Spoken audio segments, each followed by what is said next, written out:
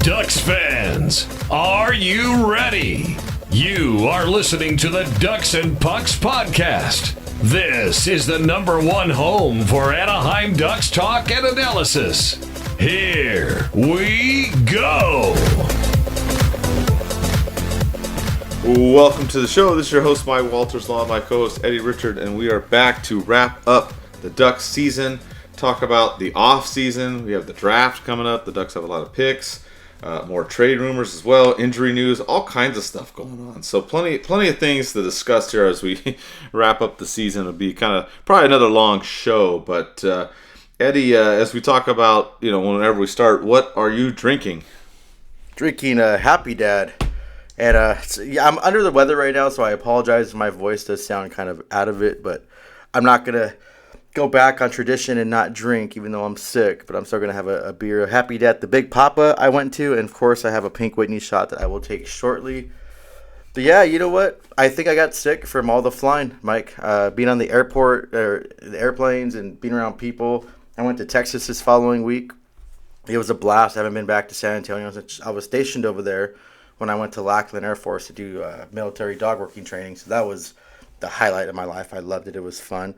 But it was nice to be back there. It's unfortunate I got sick, so I couldn't fully enjoy it 110%, but I still had a great time. It was different being over there. It's the same as I remembered, a lot more calm and peaceful than it is in California. The gas prices, they're complaining because the gas prices are at like $3.30 over there, and they're flipping out. I'm like, are you kidding me? Like, I paid $5.89 to fill up my truck, but I had a good time. Now I'm just battling the sickness and hopefully get the weekend just to kind of recover from it. But I'm looking forward to talking some hockey and winding down and getting through this season and hopefully watching some good playoff hockey. How about you, Mike? It's been a while since we talked. What are you drinking, #1, most importantly, and what have you been up to?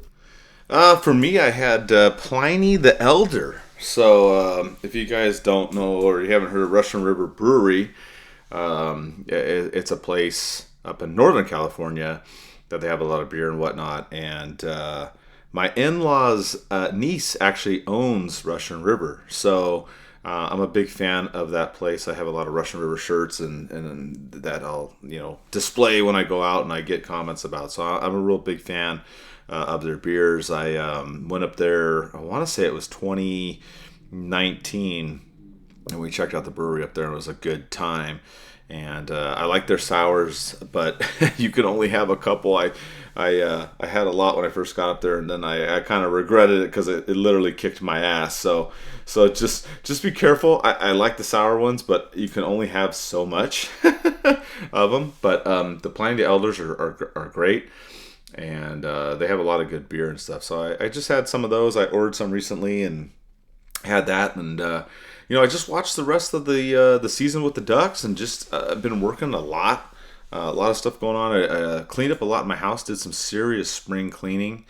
Ended up cleaning out my garage and whatnot. We're having a party this coming week for my father-in-law. It's going to be his 89th birthday. So just kind of getting everything ready for this weekend coming up here, and just have a good time. But now, like you kind of mentioned, we'll talk about it later in the show. But just watching the playoff hockey, obviously I love April, May. Of course the Ducks are not in it, obviously, but it's still fun to watch. And just been doing that. Got the house all cleaned up, ready to go, watching playoff hockey, and that's really been it, Eddie. I wanted to go on a road trip to Vegas for the Ducks' last game. I wanted to see Cutter Gauthier debut, but I know you were in Texas, as you mentioned already.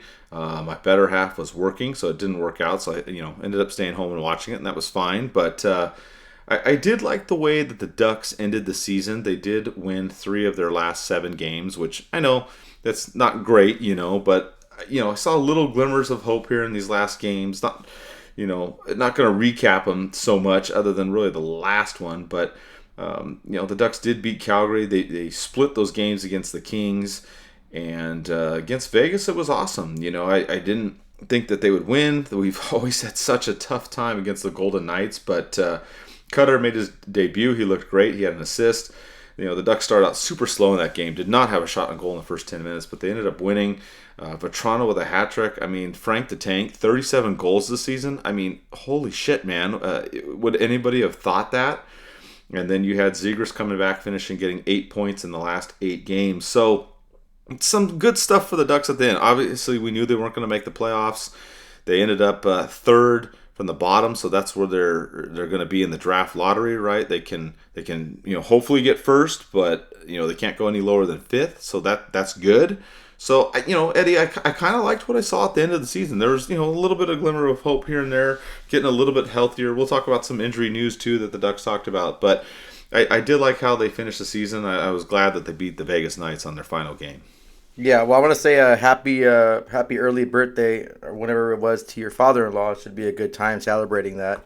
So happy birthday to him. And yeah, Mike, you know what? Speaking about Vegas too, the NHL draft is coming up, and I know we talked about this before, but we definitely have to plan going to Vegas and throwing some pictures and coverage up for Ducks and Pucks, but then having a good time watching, which might be the final actually live draft the NHL is going to have. Now they're doing this hybrid kind of Skype thing, like I believe it's the NFL or NBA does it.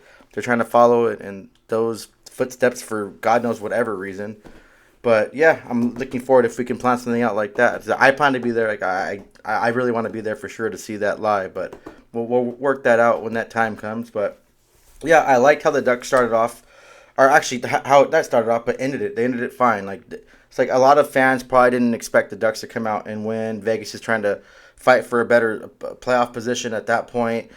They had more to lose than the Ducks, but I guess that's what took the advantage. Like the Ducks really have nothing to lose in this game, and they just went and played the game, played hockey, enjoyed their final time out there. You had Cutter with his debut game that everyone was probably looking forward to and pumped for him. I'm glad he got his first NHL point.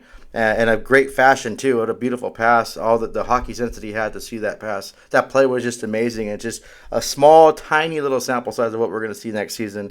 And I think we came out big on that trade. I'm glad it didn't work out for him in Philadelphia. I know there's still I think there's a state of emergency over there in Philadelphia, a flooding of all the crying they're doing, all their tears. I don't understand why they're so upset and keep crying about a player that doesn't want to be on their team. And they can gladly accept Lindros. Pretty much did the same thing, but did the even more disrespectful move by not putting on the Quebec jersey when he got drafted. But to each his own. I guess a lot of those fans that are crying don't remember those days, or they just want to cry because they want to cry. Who knows? But it's funny to keep hearing that. But yeah, another one too, Mike. They beat LA that first game, the first of two of that 7.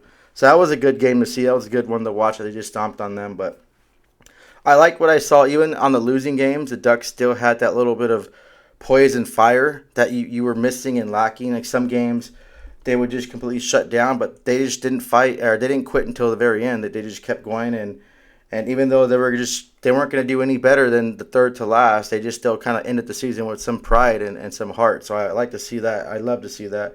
So yeah, I predict during this lottery draft the Ducks will probably get bumped down to 5, and of course Chicago will get the number 1 pick, but it's all what the league wants. So maybe the Sammy Wallies can throw some money over there to Bettman, and he can fill his pockets up to actually rig the lottery in our favor this time. Yeah, I'm with you too. Yeah, I liked how the Ducks played. Like you said, the first game against the Kings, the second one not so much. They definitely had a hard time with Seattle. They played Seattle 3 times in the last 10 or 12 games, and they could not figure out Seattle. But they beat the Kings, they beat Calgary, they beat Vegas down the stretch there in the month of April, and I was happy to what we saw there. And I'm with you too. Yeah, I did one post on Cutter Gauthier on Facebook, and man, it got so much hate on there. I can't remember what it was. I was posting different stuff, watching when they were in the playoffs with Boston and all the stuff that they were doing at the college level. And I posted something, and the Philly fans came out in full force and attacked our Facebook page. And it's just hilarious to me. I was just like, okay, whatever. They were just blowing it up. And, of course, when they lost the championship game, remember Cutter made a comment about how they, the other side was going to cry and they were going to, win and all this stuff. And, of course, they lost. So then, they threw that in his face. And then he was also a runner-up for the Hobie Baker Award as well. So then there was that, too. So it just cracks me up. The people that are just going at these guys, it's like, you need to calm down, man. These kids, man, they're 18, 19, 20 years old, and they're just throwing all this stuff at them. So it cracks me up. It's unfortunate because, like I said, they lost the championship. He didn't win the Hobie Baker, so that added more fuel to the fire, especially for the Philly fans. But the Philly fans, they blew it on the last game of the season. They had a chance to try to make the playoffs. They didn't, and it didn't work out for them. And now, sadly, Drysdale's hurt again as well towards the end of the season. So it's unfortunate for them, but keep crying if you want. Well, you had to tell Jesse that, hey, we're like Switzerland over here. Like, we're neutral. We're part of the team and stuff or whatever. But you know what? I think Philadelphia, it wasn't that last game of the season. They lost it way before that. They went on a 7-8 game losing streak. Like, I was rooting for them. I like Tortorella. And I was like, all right, what they're doing was really – it was great to see. Like, no one thought Philadelphia would ever be in the situation they were in to actually be in a playoff race. That they thought they're going to be the bottom of the barrel. But they just exploded. They had a good time. They had some controversy with the whole Carter Hart crap and all that. Then you had the big trade, how Cutter didn't want to play anymore. So a lot of distractions off ice, but Torts did a good job on letting his players just kind of come back to reality and focus on the game. They were doing really well for a moment, but I think that what really killed them is just not getting any of the much-needed points, and then they had that 7-game losing streak. They think they lost a couple times in overtime, if I'm not mistaken, but I mean, they kind of shot themselves in the foot. But it's good to see. Everyone talks a lot of crap about Torts, but like I said, he brings out the best of his players, and he expects nothing less but the best. He's scratching his captain. He wants people to be accountable for their own actions. That's kind of rare these days because people want to blame everything else but themselves. A coach like Torts really got that team fired up and stepped up, and it was impressive what they did. Yes, we're over here joking about how you guys are crying, Philly fans. But you know what? I have to respect your team a lot of what they did and your coach. So I understand the passion, but just kind of let it go. Like you guys got a great defenseman. Once he stays healthy, it's going to be a big win for you guys too. So just enough with the crying. It's over with. Kids like 18, 19 years old. These kids are still maturing. They don't know what's going on. They don't know how to communicate properly. So what's done is done. Let's just get over it. But I doubt that's going to happen. I'm looking forward to more crying next season when the Ducks and Philadelphia play each other, especially in Philadelphia. The other part of that was funny is when Drysdale got picked up by Philly, they made a social media post about him being in the right black and orange. And then when the Ducks had Cutter in the last game, they made the same post saying he's in the right black and orange. So I thought that was hilarious, dude. They threw it back at him. I thought that was too funny, man. Ducks social media has been just, they've I think probably this is one of the best I've seen the Ducks social media team this season. I don't know if they changed it up. They got some new blood in there, but they've been doing a really good job, especially at jabbing back and firing back at teams. You've seen the Kings, you've seen the Blue Jackets, how their social media team goes and has that sassiness. The Vegas Golden Knights definitely have that. Their social media team. You know what? And we'll talk about the Arizona Coyotes. They've been having a sass too, but the Columbus Blue Jackets, they saw a fan wearing an Arizona jersey at one of their games, and they posted on their Jumbotron the actual mileage to get to Utah and put it on their Jumbotron. Like, things like that are hilarious. Like, if number one, I wouldn't be wearing a different jersey to a game if those teams weren't playing. But if I did and they called me out, I think that'd be awesome. That'd be the funniest thing in the world. Yeah, you're right, and I love it too. Yes, the Coyotes social media is hilarious. The Blue Jackets is pretty funny. Carolina's is pretty funny. The Ducks have really upped their game as well. I loved what they were doing this season. It was hilarious. So when they reposted basically the same post that Philly said about Drysdale, but it was with Cutter, I was dying laughing. That was a really good one. So good on them. But it will be interesting next season to see, like you mentioned, the Ducks and Flyers playing those two games. I'm really curious to see how badly he gets booed in Philly. And it would be awesome if he scored a goal in Philly. I think it'd be hilarious. But I liked what I saw in his game in the playoffs, obviously, with Boston. But he looked good in his first debut with the Ducks, getting that assist. He had a couple good shots on goal. Didn't really make too many mistakes. I thought it looked good, and I am hopeful for next season. I think there's a lot of stuff that can happen with this team next season. I think two of the biggest things that really screwed this team, and I'm not trying to make excuses, I'm just kind of just talking about like the facts of what happened, was injuries and penalties. If you look at the man games lost for the Ducks, I forgot the account, but there's one that's pretty good that tracks it for the NHL. The Ducks were the 7th most team in man games lost, which I was surprised. I thought for sure they were top 5, but apparently they were 7th. Penalties, the minor penalties, number 1 in the league, 377 minor penalties, number 1. Insane. That has to get fixed. And we got some updates on injuries too with the Ducks. They posted some stuff. We found out that McTavish had a sprained MCL back on April 2nd. They're saying no surgery, thank God. Minchikov, they're saying, had a bone contusion March 30th versus Edmonton. Jones has a sprained ACL joint, and they mentioned McGinn had back surgery. They also talked about, they had the exit interviews. If you missed those, the Ducks posted those as well. They also posted an interview with Verbeek, which we'll talk about in a little bit.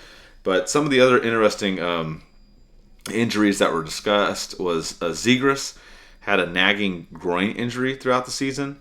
And those are a pain. You know, back in my younger days, I pulled both my groin muscles, not at the same time, but at different times. And that's something that it's unpredictable. You don't know how long it's going to take to heal. And it just takes time. You have to stretch. You have to spend extra time warming up. You can easily re-enter it. So, you know, it goes back to some of the stuff Eddie and I talked about during the season, where the Ducks had guys return from injury, but they weren't fully 100%. And you saw that with Zegras. He wasn't playing 100%.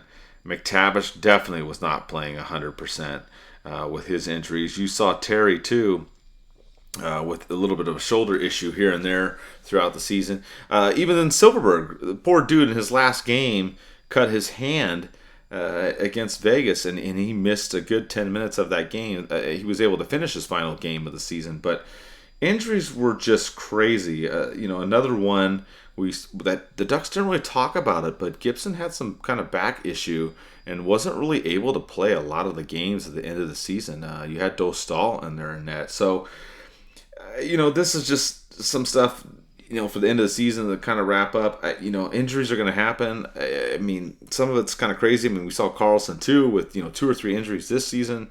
He wasn't able to play. The penalties is ridiculous. And I know Cronin and Verbeek addressed that they really have to fix the penalty situation. But injuries happen. It's just the Ducks are one of the worst plagued teams with injuries, Eddie. What did you think about the season, overall, as far as the Ducks? Of course, they weren't going to be a playoff team like we talked about. I think they did shoot themselves in the foot with the penalties, and then the injuries just added to it as well.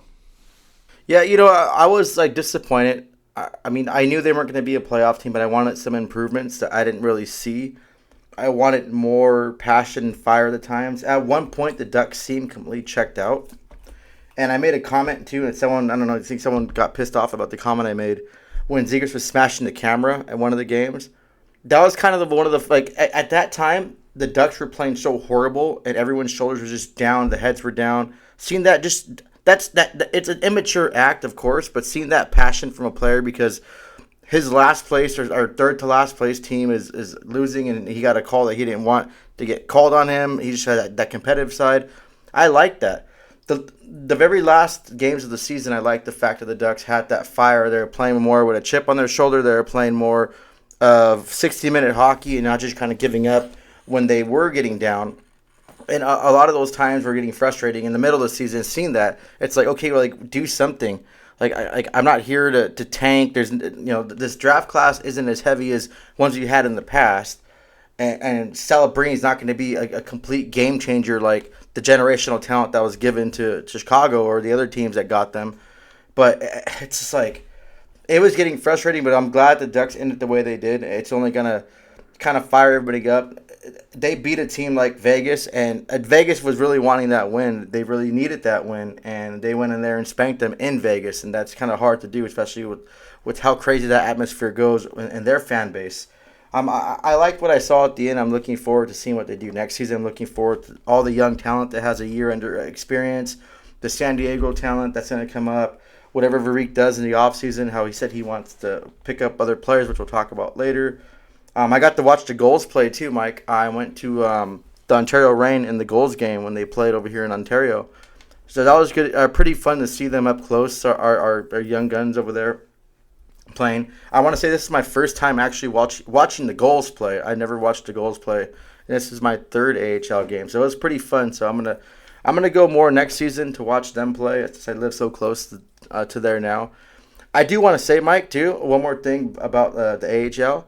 Ontario, the Toyota Center, those freaking Michelob tall cans are $20, not $18, or $2 more.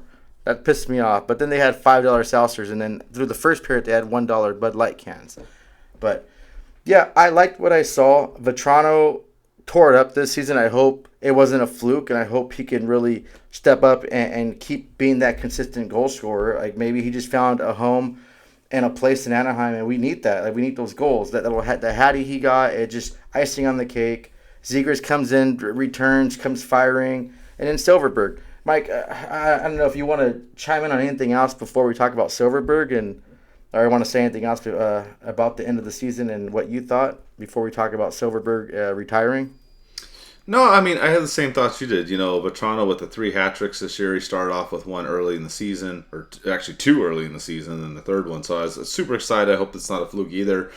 And yeah, Silfverberg retiring. The Silver Bullet, as we called him, we had that T-shirt. I saw a fan sporting it on the last night at Honda Center. I was laughing. That was one of our most popular T-shirts, besides the Sharks choking shirt, which was hilarious. And if you guys ever look for those shirts, you can go on tpnhockey.com. That's where all the shirts are at. I could post a link, but that Sharks choking was like number 1. I think Silfverberg was like number 2, and it was great, because we just make those shirts for fun, not trying to do anything else with it. And Silfverberg, we knew at the beginning of the season there were rumblings that he was going to retire and go back to Sweden. And then that got confirmed in the final weeks of the season. So I was glad, that he was able to come back and finish. You remember he was dealing with a blood clot a year or 2 ago. And he was just a quiet leader. He was a guy that was great on the penalty kill for a while. He did awesome in shootouts. They didn't use him as much, recently, but just a great guy. Met him a couple times. Super nice dude. He's always been a mentor to, they call it the Swedish Mafia in Anaheim with the other players. So, I mean, I got to miss that guy, but I'm glad that he was able to come back, go out on his own terms in the NHL. And yeah, he's going to go play in Sweden. He's still not completely done with hockey, but, I'm happy for him, Eddie. Yeah. Well said, Mike. Well said. Yeah, I'm glad he was able to finish hockey on his own accord, his own terms. Finished that last game. He was able to come back and finish. And I think there's nothing like in him that says that, he regrets this, he regrets that. I think he had a great career. He did a lot for the Ducks. It started off when that trade happened and with the offseason when the Senators acquired our Bobby Ryan. And then we traded, for Silfverberg, Stefan Nilsson, and the 2014 first-round draft pick, which turned into to Nick Ritchie, Baby Hubie over there. I think this trade, if we look back on everything, even though Nick Ritchie is gone, he didn't really do much for us. Nilsson didn't do much for us. He's doing well in Carolina. He's having a pretty decent season over there with them. But I think this trade, each player gave the organizations all the hockey they can give them. I think it was I think if you look back on it, I think it was fair. I think it's one of these trades where it's not someone's winning. Maybe it's just, I think it was an all-around fair trade. And these players that got traded, they got to go out on their own accord. And I'm glad we got Silfverberg. I love Bobby Ryan, still love him. He's a great guy. But I'm glad that we had Silfverberg for all the time we had. And like I said, I met him a few times too. Always a nice guy, always smiling, always joking. Just always fun to be around, and you can kind of see that in his face. So I wish him nothing but the best. He retired from the NHL, but he's not retired from professional hockey. So I just wish him all the best in his final few years, however he wants to play over there in Sweden, and him and his family, and I hope all is well with their expecting child too. So I just want to say thank you, Silfverberg, for everything you've done for the organization and the fans, and wish you nothing but the best. Ooh, Silverberg, baby. They got that chant going in that game, too, at the end. But, yeah, sad to see him go. But, like you mentioned, he's doing what he wants to do on his terms, and that's great. So I'm happy for him. Yeah. You should bring that Sharks choking since '93 shirt back. Like we have it. What? We did. It's still on the website. Okay, you know what's funny, Mike? I don't know. I remember telling you this. I'll tell the story again. When I was in Colorado, I wore that to one of the Avs practices. When I went to go down to meet the players and get some autographs, Jerome Agenla saw the shirt and was laughing and liked the shirt. Like, oh, that was the funniest thing in the world. Like, just him pointing out that, like, I don't know if he just didn't like the Sharks. He thought it was funny, or he just thought it was a really clever shirt. But, yeah, we got approval from Jerome Agenla. He liked the shirt, and that was fun. You know what was funny, too, is we beat the Sharks. I forget when during the season this year, but I posted that shirt again, and it cracked me up, like, different social media platforms react differently. So I posted it on Instagram, and everybody thought it was the funniest shit and was laughing. I posted on Facebook, and everybody was giving me shit, like, well, the Ducks suck, and why are you posting that? Like, it just cracked me up, like, the different reactions from people. It just was so funny. Everybody was like Jerome Agenla on Instagram. They were like, that's great, that's funny, and loved it. And then Facebook, they were like, oh, well, we shouldn't be talking. I'm like, oh my God, dude. Like, what's wrong with you people? Yeah, what's wrong with you people on Facebook? Like, calm down. It's just a joke. Twitter's worst. Oh, don't get me started, dude. You can't even predict Twitter. It's like you'll post something on a Monday, you'll post the same thing on Tuesday and a different reaction. You post the same thing on Wednesday and a whole different reaction. People, I don't know, people need to lighten up. Like, this is why this new society of people would never last in the military. Because I want to say half the shit I said in the military, I'd probably be canceled if I even said one sentence. We used to joke around in the military when I was in. Like, I don't know what's going on, why people are just so sensitive, and it's like, just lighten up. Life's too serious as it is. Let's just have fun with it. Like especially you and I, Mike. We both lost parents, and we know how fragile life could be at that exact moment. So it's like, what's the point of just being bitter all the time and not having fun and taking life so seriously? Just kind of relax, people. It's all for fun. I'm sure there's plenty of Sharks fans that would see that and laugh. I see other things posting about the Ducks, and I laugh at it sometimes too. It's funny. It's like, okay, cool. I'm not offended by it. So it's like, it's a funny shirt. It's meant to be funny. We're not sitting there demeaning anybody or being blatantly disrespectful. We're just throwing things out there and having fun. So just kind of relax and just kind of don't take life too seriously and have some fun. Yeah, I've had people, because we go by the name, obviously, DucksNPucks. I've had people say, oh, Ducks and sucks, because we've sucked for the last few years.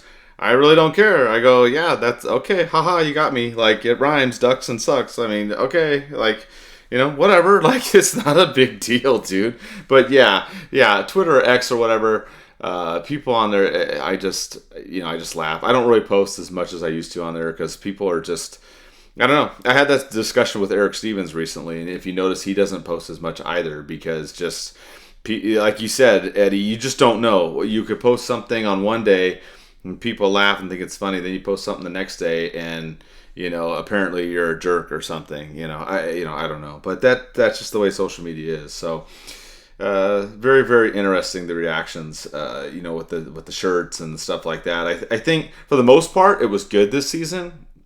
We had a lot of positivity, especially on Instagram. Instagram has been just kicking it on the stories. You guys ask a lot of great questions for the podcast, so it's been fantastic. Facebook, honestly, most of the season was great, except for that Sharks choking shirt. And then, like you said, Twitter, I don't even know, dude. I don't know what's going on in some people's minds on there. Some people, I think they live on Twitter too much. I don't know, but I don't hang out on there as much anymore. I hang out more on Instagram lately. So, but all right, we took a little curveball there. But I did want to remind you guys that Eddie, you mentioned Jesse. We are part of the Old City Sports Network. Check the description box for all the links and all the sponsors that we have in there. Did you have something, Eddie? Oh no, I was just gonna. I want the shout out. We forgot to mention, Mike. We did go to that last Legacy night, and all the Yes. the people that came up to us. So I don't even want to go ahead and talk about that because it was really cool to see like a lot of our listeners come up and just kind of give us those kudos and say hi and tell us how good of a job we're doing. Like that really means a lot. Like especially especially you, Mike. You put a lot of effort and work into this to make this happen. So you can go ahead and give them a shout out and talk about who you remember coming up to us that one game. Yeah, you're right. We went to that Legacy night, which was a blast. Obviously, the Ducks they didn't beat Seattle, but we had a good time. We had our buddy Trent Sullivan, the 21st Duck. He was there, so that was fun. We hung out with him, talked to him for a little bit. We saw Temu again. We were able to get a photo with him, and it was fun. I mean, it was a good night. And then there was just random people that came up to us and were just talking about the show and they're great. We met our buddy Andrew that we hadn't seen in person. We've always interacted on social media, but Andrew Nolan, he was out on there and we were hanging out. We took a photo with him. That was a great experience. They had to modify the event because it was super windy that day, so we ended up going inside. They didn't do the Legacy night on the patio. They did it in the front entrance, which it still worked out. Everybody was in there, able to get in line and talk to everybody. So that was great. And yeah, I appreciate that. The random people that come up to us at the games and talk to us, that's amazing. I love it because, Eddie and I both have our other jobs and things that we do, and we do this on the side for fun. So it's always good to have people come up to us and say, hey, listen to your show, appreciate, the stuff that you do and whatnot. And that we just do it for fun because, like we said, we've got other stuff going on, but I enjoyed that last game. That was one thing I did like, about this season, Eddie, was the Legacy nights were fun. You remember we got to go see the Stanley Cup, which I already told you about that story, how I had a chance to touch the cup almost 20 years ago and it didn't work out, and then this year I was able to touch it, and you and I are able to get a photo in it together with it, which was even better. So I was really appreciative of the Ducks doing those events, and throughout the season, the fans coming up and talking to us, especially that last Legacy night, Eddie. Oh, definitely, yeah. It was a good season. I went to more games this season than I did last season, so I liked it. Every time I went to the game, I had fun, especially those Legacy nights. And then, like I said, like you mentioned too, and I did too, just having just random people coming up to us, like, oh, thank you for the show, and just acknowledging that's cool. Ducks did a good job with the whole Legacy night. It was fun, and once again, Solani, it was great seeing him. That first night he gave me that big hug. That second time, he's like they're telling him to go on stage, and nope. He just wants to take pictures and sign everything people have. Like that's just, we were so spoiled to have a player like that in our organization, and I think every professional athlete should ever look to him and try to emulate what he is. He is the definition of what you want in a professional athlete. He's just so humble, and it's like, man, you are Teemu Selanne. You're a living legend, and you're acting like you could just be cool with all the peasants and stuff like that. No, but you know what? Like what Tom Hardy says, he was raised to treat everyone the same, no matter if you're a CF or a CEO or a janitor. He treats everyone the same. That's what Selanne does, and that's what makes him even more special of a person. But yeah, I had a good time, Mike, and thank you, Mike, and your wife too. For having me at the games, me being a third wheel for you guys, or you bringing me to the games. I remember one of the games where I wanted to go, and it was a spontaneous thing, and you guys had me go with you, or I think your wife ended up couldn't make it or something, and I show up in my dress pants and dress shoes because I wasn't prepared for the game. But it was a fun time, and I'm looking forward to next season, Mike. You and I going to a few more games. Hopefully, you can make it over here to Ontario and watch the Rain and Goals play. Yeah, I can't thank you enough for the opportunity you gave me, 7 years ago, maybe, to be part of DucksNPucks. I feel like I'm part of something special, and more importantly, I get to hang out with my best friend and brother and just talk hockey and shoot the shit. So appreciate the friendship and everything. I'm glad to be part of this show, and glad that all this season, how it transpired, minus the $18 beers, but yeah. I know the beer prices, man. I have to complain about it. I have to. Yeah, we know it's the running theme, and I'm with you, man. I usually pregame before going to the game. Unfortunately, with the prices the way they are, that's just how it is. But yeah, man, I mean, it's been great. We had a lot of fun this year. We went. I lost track. We went to a lot of games this year. It must have been, I don't know, somewhere between 20 or 30 of the home games that we ended up going to. And I know that you went to a bunch of those too, either with my better half or it was you and I going and hanging out. We had fun. And yeah, I'm looking forward to next season, renewed my tickets as well. And, I'm still positive and upbeat this season. Had a lot of, just roller coaster moments, like we said, with injuries and penalties and different things going on. But I am optimistic. I did like the interview that Verbeek did. He did the season ticket holder one, which we talked about that already on the podcast, but he, gave another one on DucksStream. If you didn't hear it, you can go on there. It's about a 20-minute interview. And one of the things I did like, Eddie, you and I have been harping on this the last 2 seasons. Verbeek talked about it's time to name a captain soon. I am very happy that it sounds like a captain will be picked before, or at least at the beginning of next season. We kind of put that out to you guys on all the social media platforms to see what you guys thought.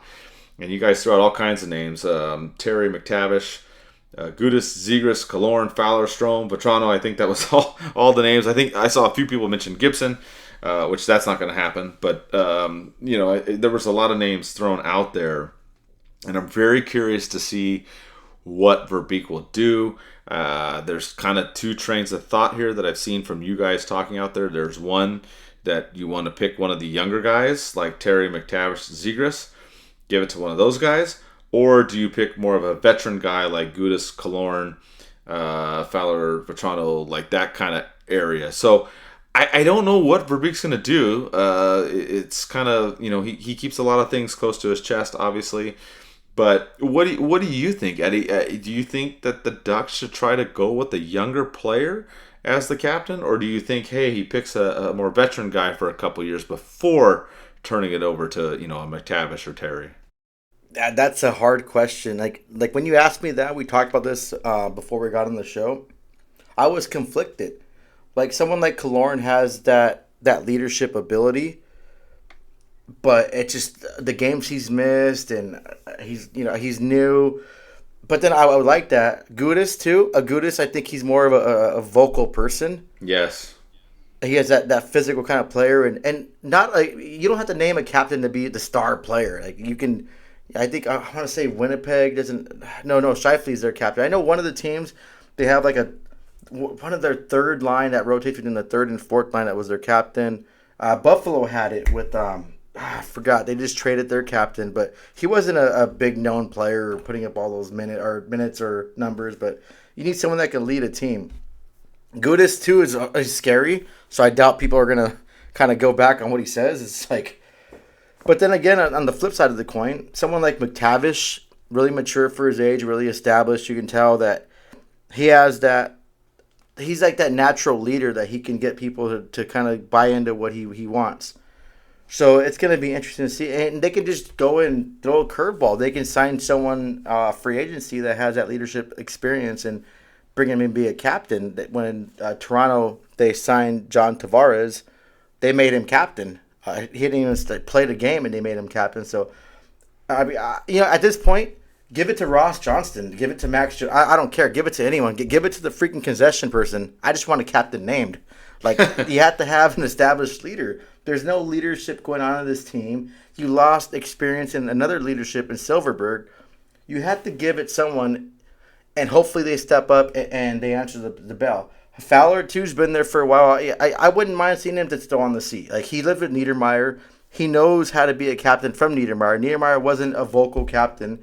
He was more, kind of like lead by example. And so it's like that can work. But if, I'm kind of leading toward what you said too. Like, maybe some give it to a veteran leader for a little bit and then go from there. But if not, I would say McTavish. I think McTavish should be a prime candidate for it. And that would be my vote. If they didn't trade Henrique, I read an article I think I wrote for you, Mike, a couple of seasons ago where I thought Henrique should have been the captain. I think it would have been a good fit. He had that leadership ability. He's vocal, and who knows if Henrique might kind of come back and re-sign with the Ducks, and they can name him captain. I mean, I wouldn't mind that. He signs a nice little deal for a couple years to finish his career in Anaheim, if he wants to. But I mean, that'd be my vote too. But I don't know who you have in mind. Yeah, that point. I mean, we'll talk about it later in the show. Well, it's kind of coming up. We'll talk about the Ducks, picking up some players and stuff and bringing them in. That's what Verbeek talked about, and Henrique or even Carrick coming back. But you're right. If they brought back Henrique, he could do it. For me, I think if they go with the young player, you talked about him already. McTavish is the one I would go. I think maturity-wise, between him, Terry, and Zegras, I think McTavish is better suited between the three to be a leader and team captain. I think Terry, obviously, is a good player, but I think he's a little bit quiet. I think Zegras is a little bit opposite of that. I like McTavish because he's kind of in the middle of those two. I think he's vocal enough, but he's not too vocal. So, if they're going with young guys, I go with McTavish. If they're going with senior guys, I would go with Gudas. My better half loves Gudas, but I think that guy, I talked to him on that, what was it, DucksNPucks I went to, and I talked to him for a little bit, and I love that dude. We were talking about his slap shot and how he rockets it and the things that he does, and he's so funny, man. He told us, he's like, well, that's my job. Just straight up, he's like, that's my job. I friggin' slap it, I was dying laughing. I just thought it was the funniest thing because he was just straight up. He's like, yeah, that's what I need to do. So he's a very straight shooter when you talk to him. So those are the two that would be my pick. Either if you go in younger, go McTavish. If you're going with a senior guy, go with Gudas. I would like to see Henrique and even Carrick come back, which kind of goes into our next part that Verbeek talked about. He talked about this at the Ducks season ticket holder event, but he mentioned this too in the exit interviews and on Duck Stream at the end of the season. He talked about, again, bringing in a top 6 forward right-handed. He wants a bottom 6 forward with grit and speed, and then also a top 4 defenseman. And that kind of goes with what you talked about. We had the Mandalorian on Instagram asked, do you think we might see Stamkos in the Ducks jersey next year? And that's the interesting one because we've seen Verbeek tap into what he knows, right? He brought Lindstrom from Detroit. He brought Killorn from Tampa Bay. Could we see Stamkos? I think, yes, we could see Stamkos. But it also transitions into what you said, too, Eddie, is not only could you bring him, could you make Stamkos the captain next season? I know some people think that's crazy, but I don't. I don't think that's crazy. I mean, Verbeek goes with what he knows, and he knows Detroit and he knows Tampa Bay. So, other questions too. We had Labushkin, spelled differently on Instagram, said, what do you think the guys, what do we think that the Ducks will sign for the top 6, bottom 6? Also, Maverick 87, what free agents do you want the Ducks to sign? I think Stamkos is one of them. I look at Detroit and Tampa Bay, and I kind of look at who's on there, look at their UFAs and stuff. There are some repeat customers that, I don't know if the Ducks would bring them back. I mean, this was prior to Verbeek, but you've got Perron and Sprong that are UFAs. Would they bring them back? I don't know. Verbeek's a little bit different. We'll see. You've got Patrick Kane, a UFA as well. So you've got some UFAs in Detroit that you could tap into.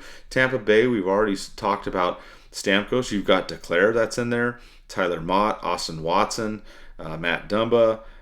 You've got a few people. You got Fleury in there as well on defense. I mean, so you've got some options there. The reason why I kind of throw out Detroit and Tampa is because we've seen Verbeek do that. Maybe that's something that he does. I mean, he did get Gudas from Florida. Maybe he taps in over there at the Panthers too. But he kind of goes with what he knows, Eddie. So I'm excited to see what's going to happen. That's my thing because I feel that we're going to have a captain next season, whoever it is. And then, if he wants to add these 3 type of players in the offseason, who knows if it's a trade. I'm just mentioning UFAs. There's plenty of other names out there that we can talk about. But, look at how Vertrano worked out. 37 goals, did great. Look at Gudas. He did great. Killorn, you mentioned, he had a lot of injuries, but then he turned it on towards the end. He was getting almost a point a game, at the end there. And I was hard on Killorn in the beginning of the season. I'll admit, I was one of the ones that I was not really happy with him in the beginning of the season, and he did turn it around and prove me wrong. And I'll be the first to admit that I was very, very hard on Killorn in the beginning of the season. Granted, he had an injury, but when he came out after the injury, I was not happy with the way he was playing. And then he just really turned it on in the second half of the season, which I was great. I love that. I mean, I don't know. Maybe he listened to the show and was like, F that Mike guy. He's talking trash at me. I'm going to show him. I mean, I don't know. But, I mean, if he did, great. If I motivated him somehow, then fantastic. But I don't know. What do you think, Eddie? I mean, the captain thing, we can kind of try and figure that out. But, he wants to improve the top 6. He wants to improve the bottom 6. He wants to improve the top 4 in defense. What do you think? I know I threw out Detroit and Tampa, but there's a lot of other players out there. Who would you want, to come in there and help out? Because I think Verbeek's done a great job. I think Killorn, Gudas, and Bertrano really helped this team out a lot. I think the Ducks would have been probably last in the league if we didn't have those players on the team. Yeah, well, Chris Johnson put a report out that he said the Ducks would be a potential suitor for Stamkos if they can't work a deal with Tampa Bay. There's another quote, I think, I can't verify this. It was from a different page, and I'm trying to figure out where. There's no source on this, but I guess he mentioned that Alex Killorn was saying that he's going to try to recruit him. Ducks have the cap space. He'll try to recruit him. Obviously, he wants to play with his former captain. I'm pretty sure they're pretty best buds too. I think Stamkos. I know a lot of people are saying this too. And I even had my doubts, like why would we bring in Stamkos if this team's not ready to compete? But if Verbeek really feels that this team can take it to the next level, like who am I to say? We don't know what can happen next season and what the Ducks can turn around and do. We don't know the training aspects of what's going to happen with the players. I would say go with Stamkos and name him captain. Why not? I know it's unorthodox and it's like, okay, he hasn't even played one game with the team, but he's a born leader. He's a natural leader. He's over there being a good captain over there in Tampa Bay. I'm sure when he came back from the injury, when they're in the playoffs, I doubt he was probably ready to come back, but he wanted to show he could be there. And he'd go and he scored a goal, and a big goal that helped them win the Stanley Cup. And that's why his name's engraved in there. I think he'd be a fantastic addition to the Ducks. Killorn started heating up really bad at the end. He can even heat up more with having someone that he's familiar playing with, and Verbeek's familiar with that. I think it would be a good match. Stamkos still has a lot to give, a lot hockey left in the tank. And once the Ducks are at that level where they're going to compete for a Stanley Cup, I think having that experience, someone that has the cup, someone that's been there, been through a COVID Cup, it's just like he can adapt to variable change and he can just overcome that and help his team and lead his team to something great. And I think he'd be a good addition to the Ducks. I think Stamkos, like I said, the Ducks have the cap space. A lot of the players, when you have a lot of money, California is beautiful. So you can have a lot of fun in California. But the thing is, Tampa's his life. Tampa's his home. In Florida, I'm sure the Panthers will take a crack at him. And you have to really stop and think, whatever the Ducks offer, Florida can offer it too without that state tax. The state tax is going to be a good factor, but who knows? Maybe he's ready for a change. He's ready to settle down somewhere. And Tampa Bay is kind of going to that transition where they're that elite team. I'm not sure if they're going to be that next season, if they can afford him. But do you want to sign a 5 or 6 year deal in Tampa when year 2 or 3 your team's going to start declining and you'll be in that rebuild phase? Where you sign with the Ducks for 5 years, maybe year 2 Ducks are ready to compete for a playoff contention. Year 3 or 4, they're ready to be a conference final team. That year 5 or 6, they're ready to be a Stanley Cup team. So, I mean, a lot of factors in that. It's going to determine what he wants to do in Tampa Bay, what they're going to offer him. But what I've been reading and seeing, that Tampa Bay is not really are going to just kind of let him walk. They're not going to offer him what he wants. They're going to offer him a longer deal. It seems like Tampa Bay wants to offer him lower and lower term. And players like that, they want more stability. They don't want to just sign him for 1 or 2 years and they just have to move their family around. No, they want more stability. So, yeah, I'll let you go chime in on that. Give me a little break from talking before we talk about some other UFAs that Ducks can probably target.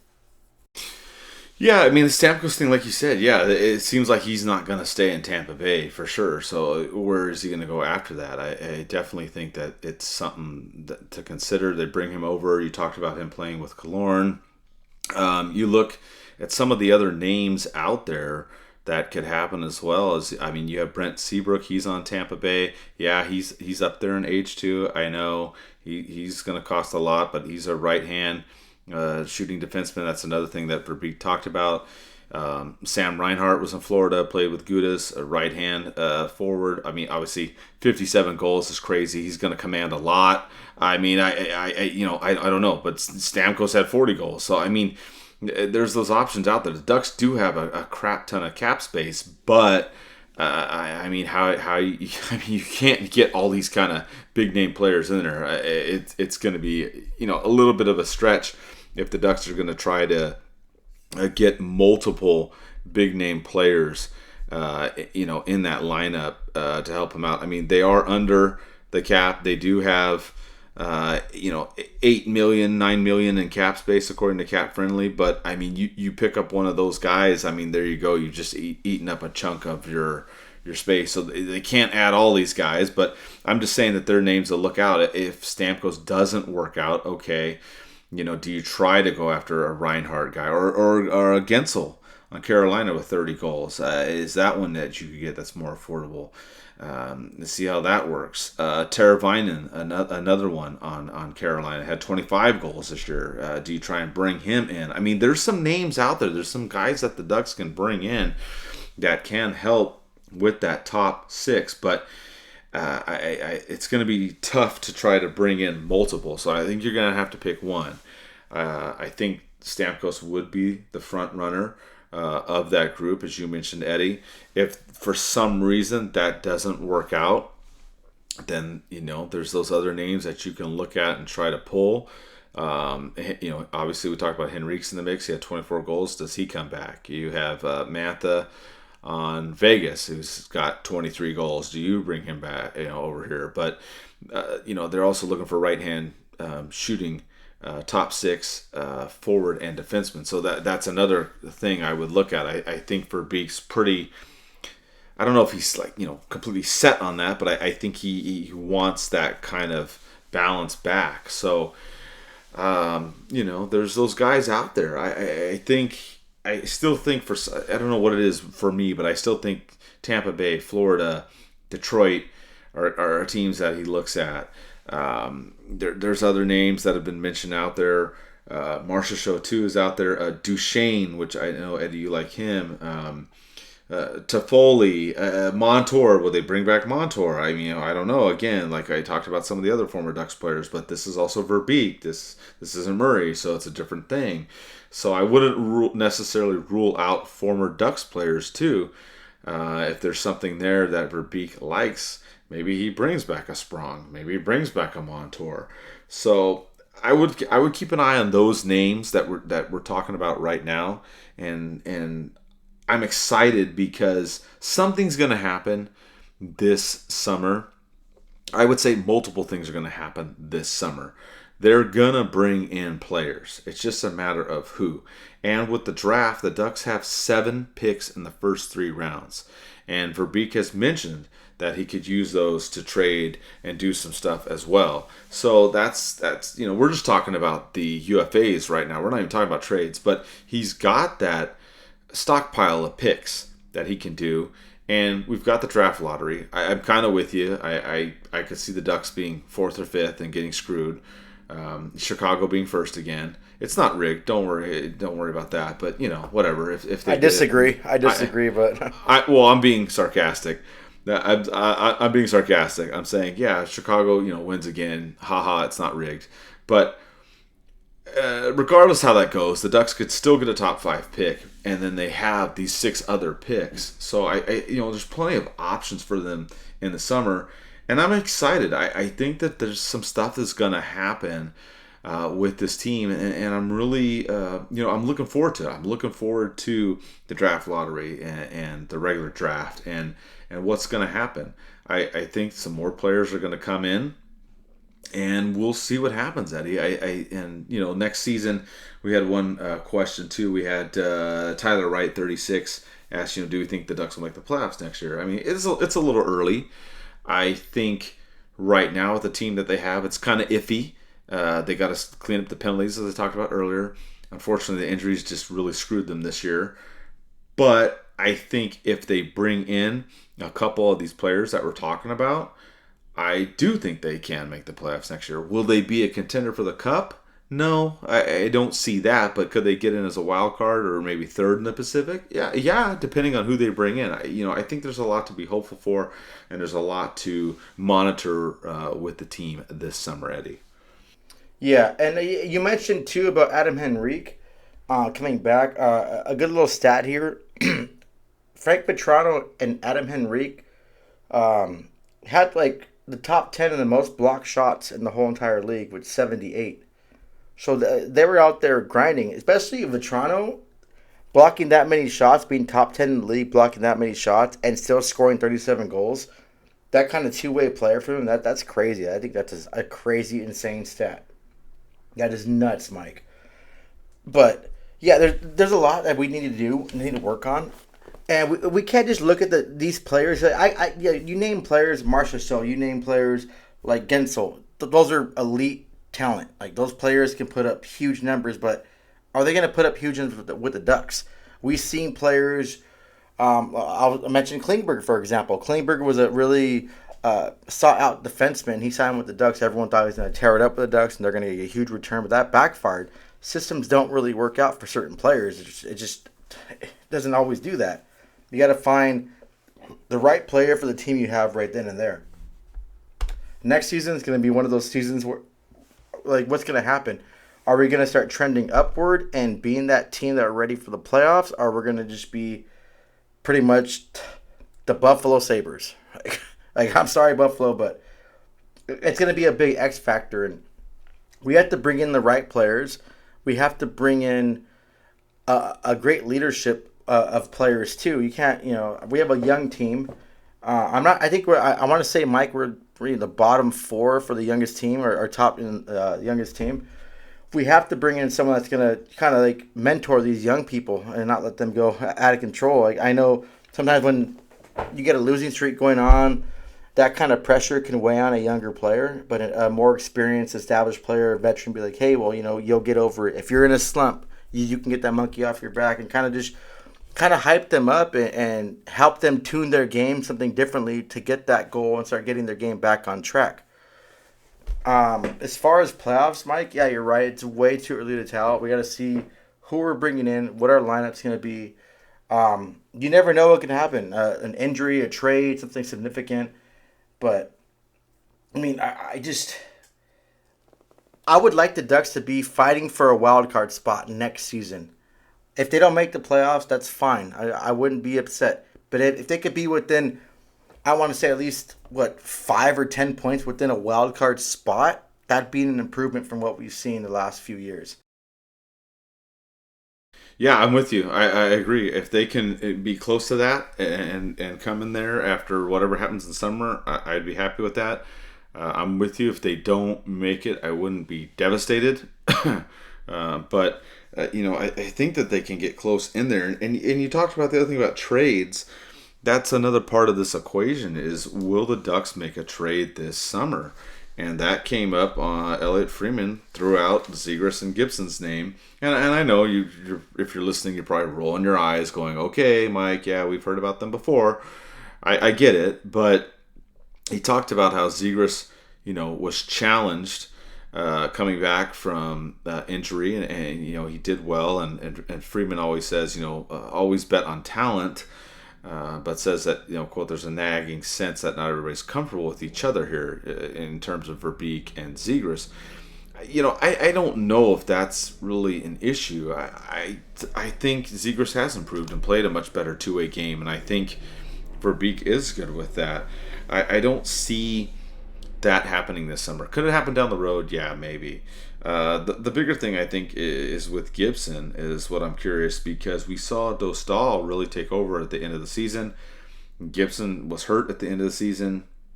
That's what I'm curious to see. So if the Ducks make a trade this summer, I highly doubt Zegras gets traded. Gibson would be the one to monitor. I know Eddie and I have talked about this for a while, and I know it seems like every trade deadline they talk about Gibson. It doesn't happen.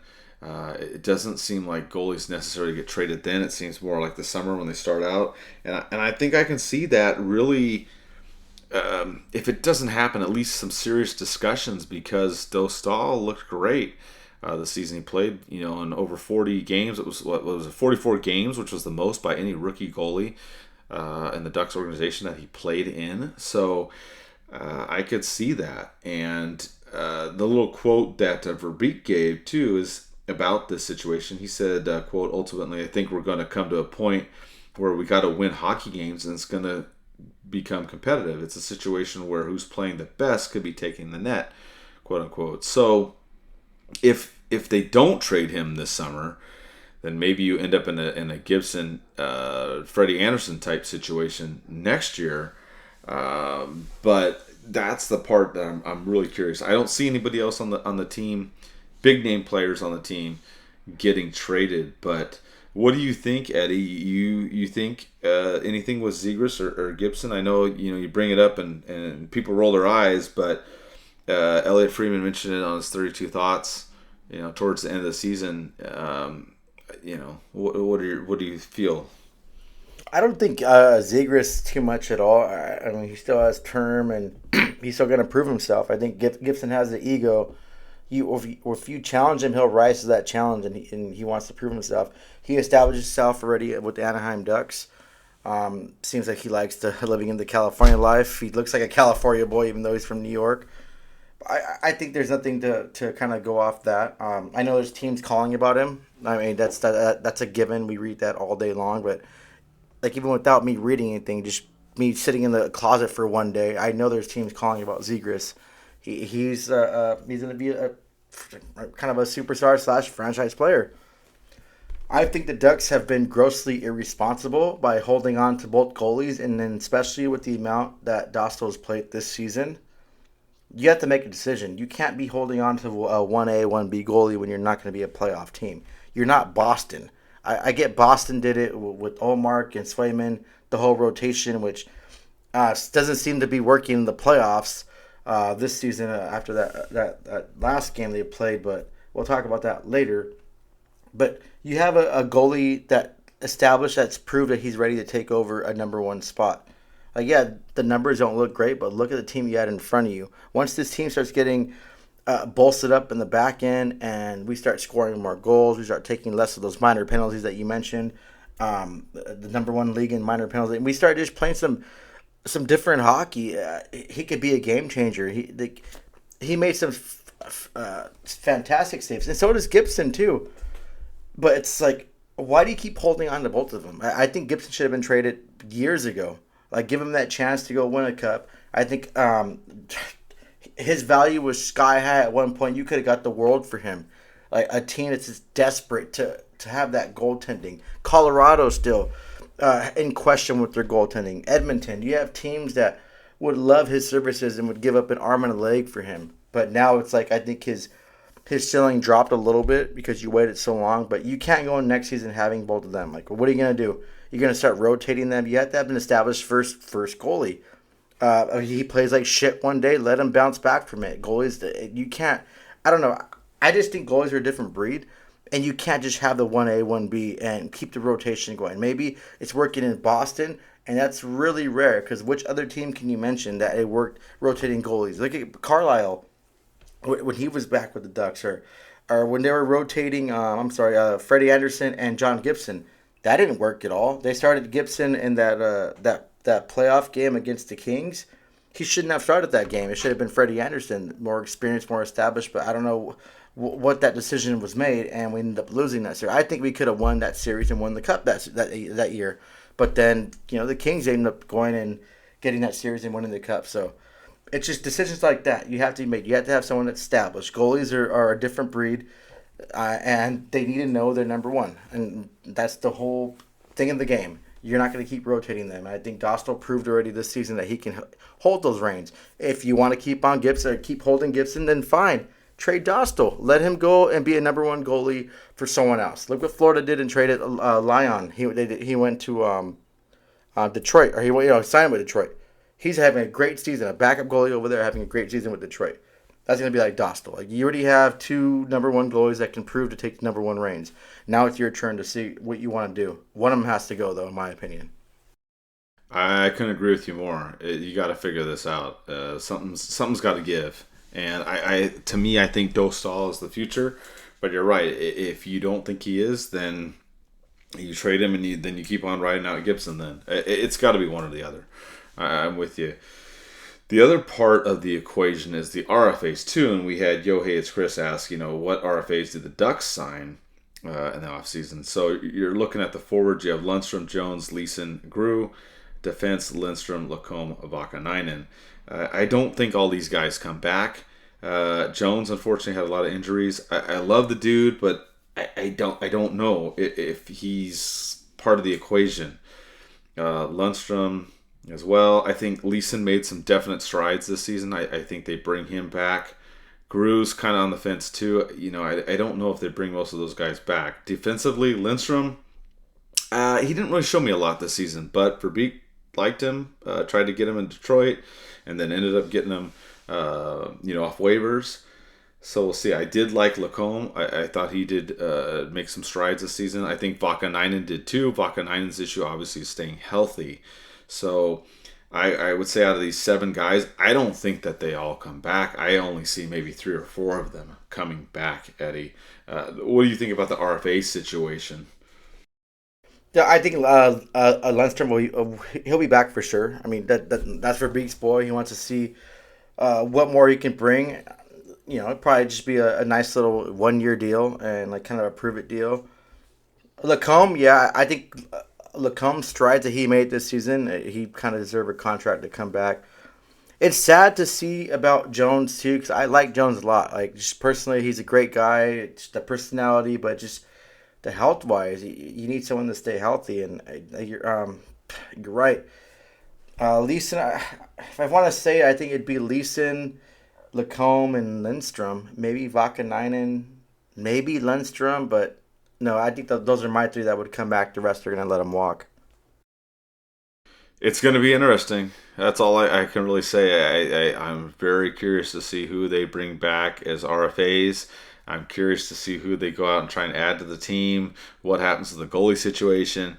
There's a lot of moving parts this season. There's going to be some changes for sure. We just don't know exactly what they are, but I'm hoping that they're going to be for the best. So really curious to see what happens this season with the Ducks. But we'll finish off. We've got a lot of stuff going on playoff hockey wise that we can talk about. We also obviously have the all the drama in Arizona as well that we will get to as well. But let's talk about the playoffs here for a second.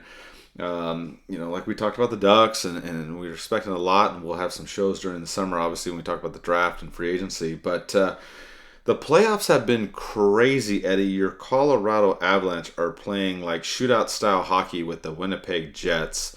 Crazy series going there. You had the Kings and Edmonton. The Kings actually came back and won in overtime to even up that series. And then you've got Vancouver, Nashville fighting it out. Vegas is taking it to Dallas. So what are your thoughts on the Western Conference? What do you think is going to happen there? People gave me shit on Twitter about the Avalanche and getting a Georgiev. He's not a number 1 goalie. The Avalanche have failed to establish a number 1 goalie. I can't recall the last time they had an elite number 1 goalie. You have like people like Grubauer and I think Rantanen, or no, Ranta. Yeah, those weren't number 1s. When they won the cup, it wasn't because of goaltending. It was because of the defense they had in front of them. It was because of the forwards. It was because of Nathan McKinnon. The team was just on a whole different level, and they're making their goalies look better. I think the biggest mistake that the Avs have done is not established and got an elite goalie. They need that to compete.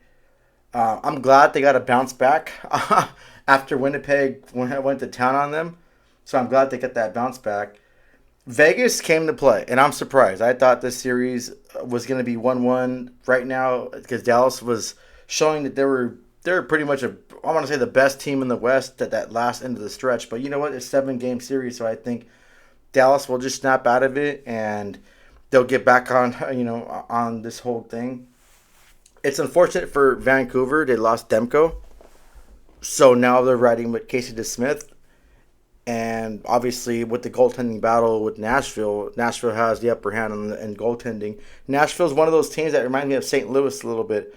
People were counting them out, and then they just kind of crawled their way in. They got in, and you never know what can happen. I would have bet money on Nashville winning the cup. Just throwing a couple $100 out there. They were like plus, I want to say at one point plus 2,400 to win the cup. So it's like you never know a team like that. People always doubt it. St. Louis, and the Kings in Edmonton. That's going to be a game 7. It's going to be a battle. I'm conflicted. I kind of hope the Kings just take him out because Edmonton annoys me more than LA. But I really hope LA gets their asses kicked in the second round. Oh, I hope they make the final because if they make the final in the Avalanche too, I can go to LA and cheer on the Avalanche. That'd be fun. But so far, it's been good. It's been some fun hockey. The Vancouver-Nashville game wasn't that fun. Last night's game, Edmonton-LA, that was pretty exciting. But I'm going for Colorado. They're my second favorite team. So I'll go for them. I wouldn't mind Dallas, especially everything what they did this season. I wouldn't mind them winning either. But yeah, Edmonton would be a no for me, and Nashville would be a no. Especially Nashville would be a no for me. But yeah, let's go Avs. How about that, Mike? How about you for the West? How do you think about what the West is going, and who are you going for the West? And if you say Nashville, then I'm gonna be mad. No, I'm with you. I like Colorado. Obviously, you got Manson on there, Cogs and whatnot. I do want to see Colorado win. I am too surprised. I know Vegas is the defending champs, but being up 2-0 already on Dallas was a little bit of a surprise. That one I'm not. I'm kind of either way. I know everyone's mad at the LTIR that Vegas is doing. Oh, they're booing. They're booing Stone and all this stuff, but. You know what? They talk about politicians and how they cheat on their taxes, right? And I'm not going to name names, but there's loopholes in the tax code. Everybody uses them. Well, guess what? There's loopholes in the NHL with the LTIR and the playoffs and all that stuff. So if you want to be mad at anybody, you should be mad at Bettman in the league. They allow this stuff to happen. Vegas, hey, they know how to take advantage of it, and they do it. Verbeek even said in the season ticket holder event that he would do the same thing. So what does that tell you? They use the loopholes to their advantage. So they exist. It is what it is. If you hate the Vegas Knights, I get it. But they're using the loopholes that exist. So Bettman and the NHL and the board of directors, they need to fix that if they don't want this stuff to happen. But those loopholes exist, and any team can use them. Vegas has just been smarter at it than most teams. So, I mean, whether you like it or not, that's the way it's been. So I don't want them to win again, obviously, but in that series, I'm not really that torn one way or another. Like I said, Colorado, yes. Nashville, of course, I don't like Nashville. You know that, Eddie. I can't let Nashville. I can't let Nashville win. But with Edmonton and the Kings, you're right. If it ended up Colorado and the Kings in the Western Conference Final, we could go to some of the games. Though the LA fans are trash, they always have been. But I mean, you got Henrique and Carrick and Perry on Edmonton, so I'm like, I'm kind of conflicted because I want to root for them, but I don't want to root for Edmonton. So I'm conflicted there. But obviously, I would not want LA to get another cup because then they'll be like, oh, we got 3 and you got 1, and I'll be like, that's great, you can add. But that's how that's looking. But overall, if I had to pick a team, I definitely would like Colorado to take it in the West. Not just because that's your team, Eddie, but just of the teams, of all of them, that's the one that I would like. Dallas maybe too. I wouldn't be too upset if they got it. The rest of the teams can eat a bowl of you know what. So that's what I'm looking at there. But the West is really up for grabs. You look at this series, at least at the time that we're recording it now, and I mean anybody can win these games. You go over to the East, and the East is crazy. Florida just beat Tampa Bay. Florida's up 3-0 on Tampa Bay. So Tampa Bay is looking at an early exit unless they can rally and come back. Boston's beating Toronto 2-1. You've got New York beating Washington 2-0 and Carolina beating the Islanders 2-0. I'm not really surprised in the East. Those are all the teams I thought would win, and they are winning now. But who knows? Toronto might be able to pull it off against Boston. I don't know. That's only 3 games in there. Who knows? But in the East, I don't really have a favorite in this mix. I do like Carolina. I like Anderson being over there. I would be happy for them if they won. The rest I don't really care. I mean, Florida got there and almost missed. So if they got there and won, that'd be fine. Toronto, I don't care. Like, they can live in misery forever if they don't make it. But what do you think about the East, Eddie? I mean, these are the top teams so far are winning these. What do you think that one of those will win it? Do you think someone else will somehow surprise and come back, or what do you feel in the Eastern Conference?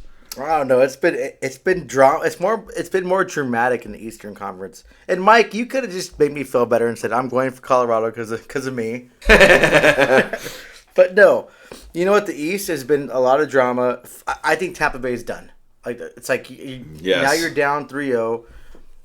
They lost Sam Bennett for the Florida Panthers, and they're still kind of dumbing Tampa Bay Lightning. I don't know. And it's not bad for the Lightning. They had all those years of being playoffs, not being rested. It's their time now to just kind of sit back and kind of enjoy golfing or whatever. Florida, Bobrovsky, he was at one point saying he was overrated. He got that extension.